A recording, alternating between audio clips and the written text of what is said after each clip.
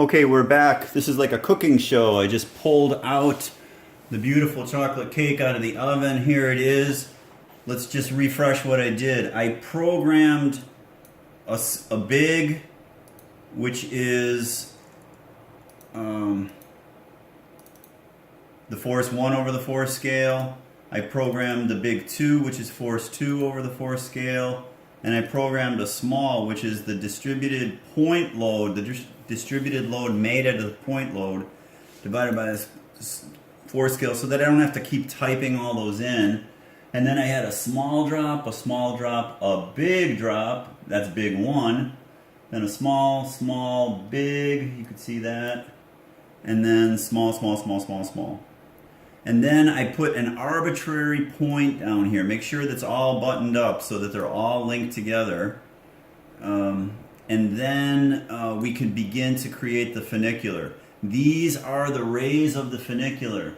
This is a trial pole. It's not the correct pole because I just dropped it down somewhere. These rays are the slopes of the funicular. And I have to create a funicular from point loads. And the more point loads I use to model the distributed load, the closer that will become to a parabola. And funicular means funiculare, or something like that in Greek. All right, now I'm going to start anywhere on this line. It doesn't matter where, okay? It doesn't matter where.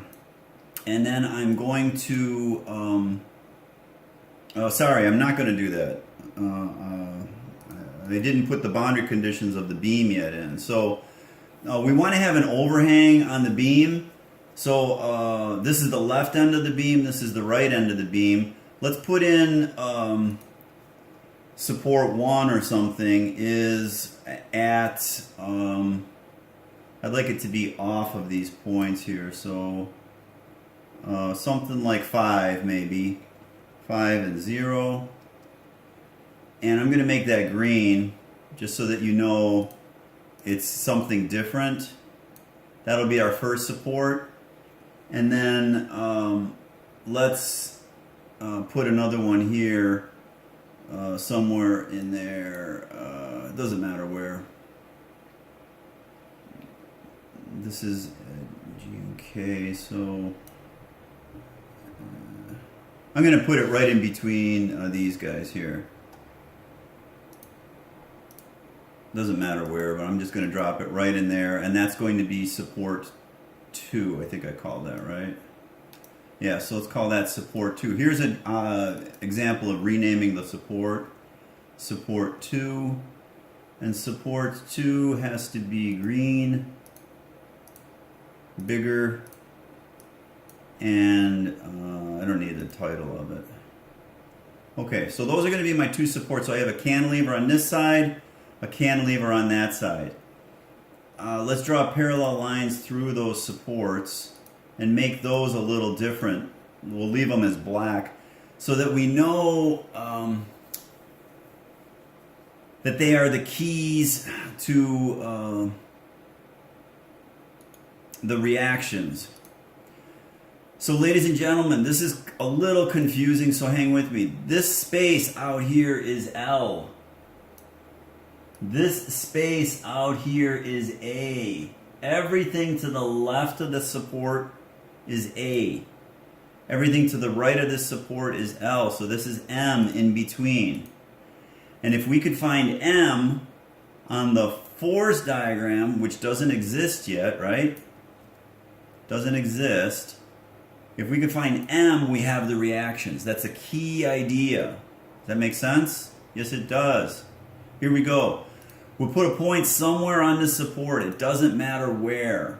This is the A space. The transition to B is right in here, so I need the A slope. And it is tied to the A space. Get that intersection? Hide that line. Put a segment in there. This is AP prime. The next one is B. This is B space between these two loads. So I need that, and I need to, this is where maybe the intersect will help you here. I need this and this, and boom, I got it. Now let's get that segment from here to here. That's BP prime. Let's do C, and then I'll probably stop the video and put the cake in the oven. I think I could see it here. Yep. And now this is CP prime, because that's the C space. You could count them if you want. 1, 2, 3. 1, 2, 3. That's a little irritating. In the handouts, I actually went through the trouble of labeling these for you, which I think is good for a handout. I don't think you want to do that on all of these because it's kind of a big pain. But this is BP prime.